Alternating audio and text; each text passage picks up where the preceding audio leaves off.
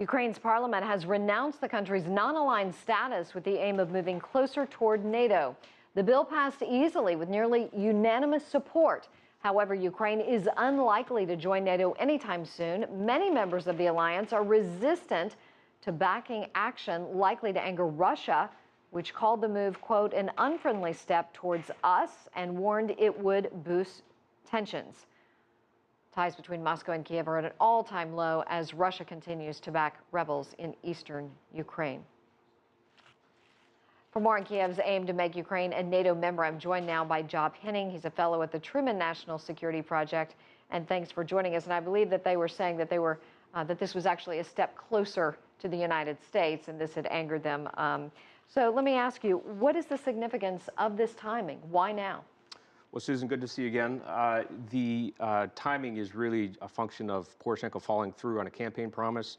He pledged he would revoke this non-aligned status, which was, it's important to remember, adopted only under pressure in 2010, under Russian pressure. That said, it is not really a serious idea because there's no serious intent by the NATO alliance to consider Russia for membership in the alliance.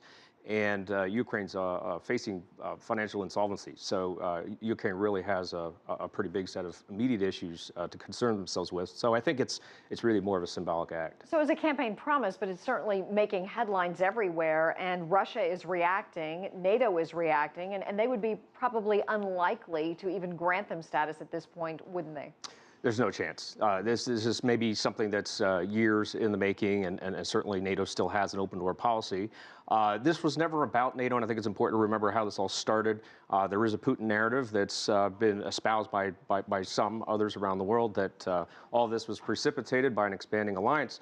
But in reality, NATO never had any plans to include Ukraine in the alliance, and Ukraine hadn't requested it. It was about the EU, and it was about the prospect of Ukrainian society becoming more transparent and integrated with the European Union economy. That would have been directly threatening to Putin and Putin's Russia. But the timing, no doubt, is not good with Poroshenko and Putin supposedly supposed to meet to talk about the ongoing crisis in Belarus, in Minsk, coming up. How will they handle this? It does make you wonder what they're going to talk about on Monday. It is a series of conversations they've been having. Why he chose to announce this right before he goes into another bilateral conversation with Putin, I think, leaves a lot to be thought about. I think one potential prospect or one potential explanation is Poroshenko may be a little too excited about the fluctuation you've seen in the Russian ruble. You've seen some wild gyrations in that currency. U.S. and EU sanctions certainly have been an important component of that. That said, the real driver of that is the price of oil. You have depressed demand in Asia. You've got Saudis who have decided to continue to pump oil and to depress that price for reasons that are not entirely transparent, and we don't know how long they're going to continue to do that. But that could turn around, and you could see a strengthening ruble. And it's important to remember there are two kind of basic things. You've got Ukraine with $10 billion in foreign exchange reserves, and you've got Russia with $400 billion. So that's an important dynamic. Hypothetically, what would it take, Joe? What would the landscape look like for NATO to even accept Ukraine down the road? Susan, I think you're looking at as I said before, I think a decade-long process. I think it's a great idea. I think NATO should seriously consider ways it can help Ukraine move towards NATO. I think in the end, however, the alliance really needs to rethink itself. It needs to think about what its interests are. It didn't precipitate this crisis, but having an open door policy with ambivalence about where its eastern borders lie and whether it had a heritage in the Cold War or it was really inclined towards the future. Those questions, I think, if nothing else, I think the vote in Kiev has kind of put those questions back on the front burner. So I think that it is true. NATO does have to figure out what it wants to be in the future.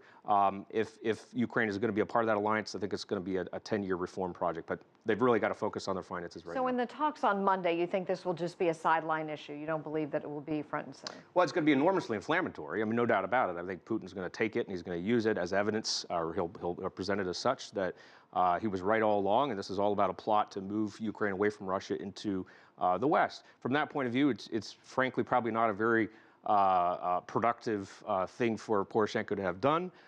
You've got a lot of people telling him you've got an urgent crisis. You've got $15 billion in addition to the $17 billion already pledged by the IMF and its donor members, required to keep it solvent. Unless he places attention on that, you will face insolvency in Ukrainian debt. The dynamic, though, is such that Ukraine's debt is at least partially held by Russia. So it's a little bit of a mutually assured destruction in finances. Last question quickly. If Ukraine was already a member of NATO, would this have even happened in the first place? Would Putin have felt like he had the strength to go in there and take Crimea? Oh, absolutely not. I mean, but that's presupposing a huge counterfactual and a huge set of issues that don't currently exist. But if this were part of NATO, you've how Article 5 guarantees the alliance would have defended any intrusion upon Ukrainian sovereign territory. But in fact, of course, that's not the case. Alrighty, Joe Henning, thank you so much. We appreciate it. Coming up, the Syria